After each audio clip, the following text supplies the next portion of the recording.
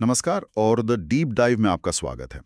आज हम एक ऐसे विषय पर बात कर रहे हैं जो शायद सुनने में थोड़ा भारी लगे, पर हर काम करने वाले इंसान के लिए इसे समझना बेहद ज़रूरी है। विषय है कार्यस्थल पर उत्पीड़न या वर्क प्लेस हरासमेंट। हमारे पास जो स्रोत हैं वो इस मुद्दे को कई अलग अलग एंगल से देखते हैं। कानूनी दस्तावेज हैं, कुछ आर्टिकल्स और एक्सपर्ट ओपिनियन भी हैं। और हमारा मकसद है इस सब जानकारी में से वो सबसे ज़रूरी बातें निकालना जो किसी को भी ये समझने में मदद करे कि उत्पीड़न असल में होता क्या है, इसकी लक्ष्मण रेखा क्या है और मतलब अगर कोई इसका सामना कर रहा है तो उसके पास क्या रास्ते और अधिकार हैं। तो चलिए इस पर गहराई से बात करते हैं। तो सबसे पहले चलिए इसी सवाल से शुरू करते हैं कि कार्यस्थल पर उत्पीड़न का असल में मतलब क्या है। जब हम ये शब्द सुनते हैं तो दिमाग में शायद बहुत गंभीर तस्वीरें आती हैं, लेकिन हमारे स्रोत बताते हैं कि इसकी परिभाषा काफी व्यापक है। बिल्कुल। आमतौर पर हम सोचते हैं कि किसी के साथ बहुत बुरा बर्ताव हो, चिल्लाया जाए या धमकाया जाए, तभी वो उत्पीड़न है। पर सोर्सेस के हिसाब से कोई भी ऐसा व्यवहार जो किसी कर्मचारी को दफ्तर में अपमानित महसूस कराए, उसे डराए या एक ऐसा माहौल बना दे जहां काम करना मुश्किल हो जाए, वो उत्पीड़न की श्रेणी में आता है। अच्छा, तो मतलब ये सिर्फ किसी एक बड़ी घटना के बारे में नहीं है। यही सबसे दिलचस्प बात है जो इन सोर्सेज में सामने आती है। उत्पीड़न देखिए अक्सर एक पैटर्न होता है। हो सकता है रोज कोई छोटी छोटी बात हो रही हो, जैसे आपके काम का मजाक उड़ाया जा रहा हो, या आपको जरूरी ईमेल्स में सीसी नहीं किया जा रहा हो, या आपके बारे में अफवाहें फैलाई जा रही हो। एक अकेली घटना शायद उतनी बड़ी ना लगे, लेकिन जब ये बार बार होता है तो ये एक मानसिक दबाव बनाता है।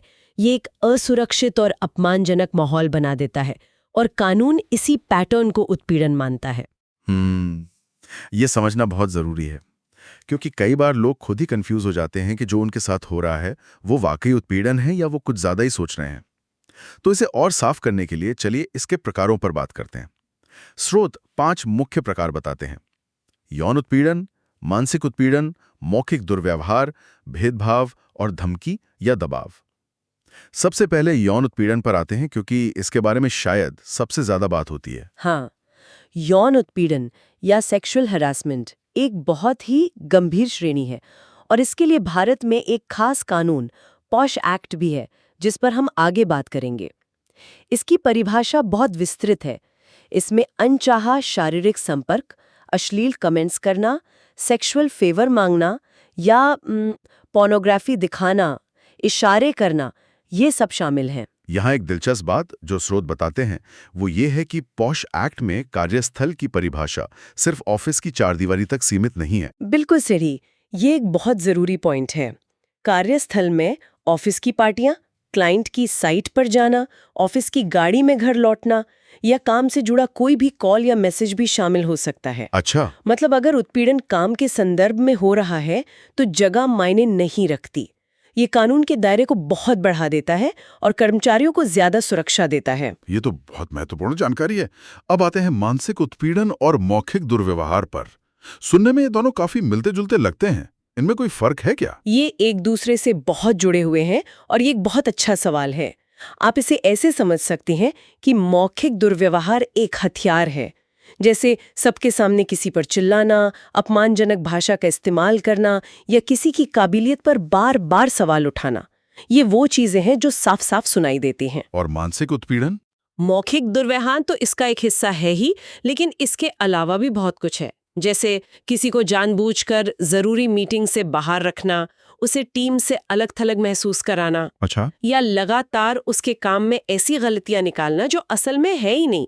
इसका मकसद कर्मचारी का आत्मविश्वास तोड़ना और उसे मानसिक रूप से परेशान करना होता है। पर कई लोग ये भी तो कह सकते हैं कि भाई एक मैनेजर का काम ही है गलतियां निकालना या परफॉर्मेंस पर फीडबैक देना, तो कोई कैसे तय करेगा कि ये फीडबैक है या उत्पीड़न? स्रोत इस लाइन को कहाँ खींचते हैं? कंस्ट्रक्टिव फीडबैक का मकसद कर्मचारी को बेहतर बनाना होता है। वो आमतौर पर अकेले में सम्मान के साथ दिया जाता है। लेकिन जब फीडबैक का मकसद किसी को नीचा दिखाना, अपमानित करना बन जाए और ये बार बार होने लगे, तो वो मानसिक उत्पीड़न बन जाता है। अगर कोई मैनेजर सिर्फ एक ही कर्मचारी के पीछे पड़ा है जबकि बाकी लोगों से वैसा ही बर्ताव नहीं कर रहा, तो वो एक रेड फ्लैग हो सकता है। समझ गया। तो ये अदृश्य हथियार हैं।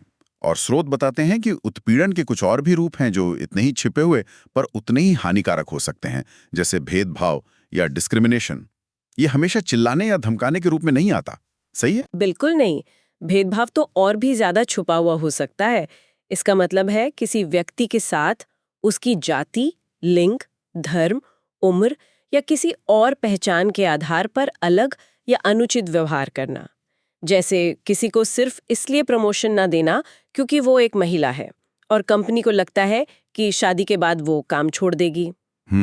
या किसी खास समुदाय के व्यक्ति को हमेशा आसान और कम महत्वपूर्ण प्रोजेक्ट्स देना।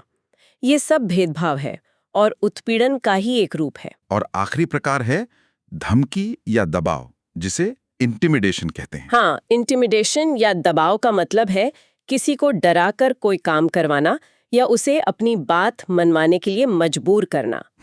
इसमें नौकरी से निकालने की धमकी देना, खराब परफॉर्मेंस रिव्यू देने की धमकी देकर ज्यादा काम करवाना या कोई गलत काम करने के लिए दबाव बनाना शामिल हो सकता है। ये सभी प्रकार मिलकर एक ऐसा जहरीला माहौल बनाते हैं जिसे हम हॉस्टाइल वर्क एनवायरनमेंट कहते हैं, और ये सीधे तौर पर उत्पीड़न है। तो अब जब हम ये समझ गए हैं कि उत्पीड़न कितने अलग अलग तरीकों से हो सकता है, तो सबसे बड़ा सवाल ये है कि इससे निपटने के लिए कानूनी तौर पर क्या प्रावधान है। हमारे स्रोत 3 प्रमुख सुरक्षा कवचों का जिक्र करते हैं: पॉश एक्ट 2013, भारतीय न्याय संहिता और श्रम कानून। पॉश एक्ट के बारे में हमने थोड़ा जिक्र किया, इसे थोड़ा और विस्तार से समझते हैं। पॉश एक्ट यानी the sexual harassment of women at workplace act एक बहुत ही केंद्रित और शक्तिशाली कानून है। ये खास तौर पर कार्यस्थल पर महिलाओं को यौन उत्पीड़न से बचाने के लिए बनाया गया है। इसकी सबसे बड़ी खासियत यह है कि हर उस कंपनी या संगठन पर लागू होता है जहां 10 से ज्यादा कर्मचारी हैं, चाहे वो सरकारी हो या प्राइवेट। और इसका सबसे जरूरी हिस्सा है ICC यानी आंतरिक शिकायत समिति। हाँ, इस कानून की रीढ़ है। हर कंपनी को एक आंतरिक शिकायत समिति बनानी होती है। ये एक तरह की आंतरिक अदालत जैसी है जहां पीड़ित महिला अपनी शिकायत दर्ज करा सकती है। इस समिति में एक सीनियर महिला कर्मचारी, 2 अन्य कर्मचारी और एक बाहरी सदस्य का होना अनिवार्य है ताकि जांच निष्पक्ष हो सके। और BNS यानी भारतीय न्याय संहिता का इसमें क्या रोल है? क्या ये पॉश एक्ट से अलग है? BNS, जो पहले भारतीय दंड संहिता या IPC हुआ करता था, तब काम आता है जब उत्पीड़न का कोई कार्य एक आपराधिक कृत्य की श्रेणी में भी आता हो। जैसे अगर यौन उत्पीड़न के साथ साथ किसी को शारीरिक चोट भी पहुंचाई गई है या गंभीर धमकी दी गई है, तो ये BNS के तहत भी अपराध है। तो यहाँ मेरे मन में एक सवाल आ रहा है, क्या इसका मतलब ये है कि एक ही घटना के लिए कोई 2 जगह शिकायत कर सकता है, कंपनी की ICC में भी और पुलिस में भी? ये एक बहुत ही प्रैक्टिकल सवाल है और इसका जवाब है हाँ, दोनों प्रक्रियाएं एक साथ चल सकती हैं। ICC एक सिविल प्रक्रिया के तहत जांच करती है जिसका मकसद कंपनी के अंदर मामले को सुलझाना है। वहीं पुलिस BNS के तहत एक क्रिमिनल जांच करती है जिसमें आरोपी को सजा हो सकती है। अच्छा, तो ये दोनों अलग अलग हैं। जी, और एक दूसरे को रोकती नहीं है। पीड़ित के पास दोनों रास्ते चुनने का अधिकार है। और तीसरे हैं श्रम कानून या लेबर लॉज। उनका दायरा क्या है? वो इन सब में कहाँ फिट होते हैं? श्रम कानून एक व्यापक ढांचा प्रदान करते हैं। आप उन्हें एक फाउंडेशनल सेफ्टी नेट की तरह देख सकते हैं। उनका मुख्य उद्देश्य ये सुनिश्चित करना है कि कर्मचारियों को एक सुरक्षित और उचित काम का माहौल मिले। अगर किसी कंपनी में उत्पीड़न एक आम बात बन गई है और वहां का कल्चर ही टॉक्सिक है, तो ये श्रम कानूनों का उल्लंघन माना जा सकता है। ये सब जानना बहुत जरूरी है, लेकिन कानून जानने से भी ज्यादा जरूरी है ये जानना कि अगर कोई कर्मचारी इस स्थिति का सामना कर रहा है तो उसे असल में करना क्या चाहिए। सिर्फ कानून का होना काफी नहीं है, उसे इस्तेमाल करने का तरीका भी पता होना चाहिए। तो शिकायत की प्रक्रिया क्या है? स्रोत के मुताबिक पहला कदम तो सबूत इकट्ठा करना है। अगर कोई आपत्तिजनक ईमेल, मैसेज या चैट है तो उसे सेव करें। अगर कोई गवाह है तो उससे बात करें। तारीख, समय और घटना का एक रिकॉर्ड बनाना बहुत मदद करता है। इसके बाद पहला औपचारिक कदम कंपनी की ICC में शिकायत करना है। और अगर किसी वजह से कंपनी में ICC नहीं है या वो ठीक से काम नहीं कर रही, तो HR विभाग में शिकायत की जा सकती है। अगर मामला बहुत गंभीर है, या कंपनी के अंदर कोई सुनवाई नहीं हो रही, तो पीड़ित सीधे पुलिस या लेबर ऑफिसर से भी संपर्क कर सकता है। यहाँ आईसीसी वाला आइडिया कागज पर तो बहुत अच्छा लगता है, पर क्या स्रोत इस बारे में कुछ बताते हैं कि अगर आईसीसी में बैठे लोग आरोपी के दोस्त हों या उससे जूनियर हों तो क्या होता है? एक निष्पक्ष जांच कैसे सुनिश्चित होती है? ये एक बहुत बड़ी और वास्तविक चुनौती है। कानून में इसीलिए एक भारी सदस्य का प्रावधान रखा गया है, ताकि कोई भारी नजरिया भी शामिल हो। ताकि दबाव न बन सके। हाँ, ताकि कंपनी के अंदर का दबाव जांच को प्रभावित ना कर सके। लेकिन हाँ, व्यवहार में ऐसा हो सकता है कि समिति पक्षपाती हो। ऐसी स्थिति में अगर पीड़ित को लगता है कि जांच ठीक से नहीं हुई या फैसले से वो संतुष्ट नहीं है, तो उसके पास लेबर कोर्ट या हाई कोर्ट में अपील करने का अधिकार होता है। मतलब आईसीसी का फैसला आखिरी नहीं है। ये जानना बहुत राहत की बात है। अब इस प्रक्रिया के सबसे अहम हिस्से पर आते हैं। इस पूरी प्रक्रिया के दौरान एक कर्मचारी के अधिकार क्या हैं? क्योंकि शिकायत करने का फैसला लेना ही अपने आप में बहुत मुश्किल होता है। मन में डर होता है कि कहीं नौकरी न चली जाए या उसे और परेशान न किया जाए। बिल्कुल। और स्रोत इस पर बहुत साफ तौर पर 4 प्रमुख अधिकारों को रेखांकित करते हैं।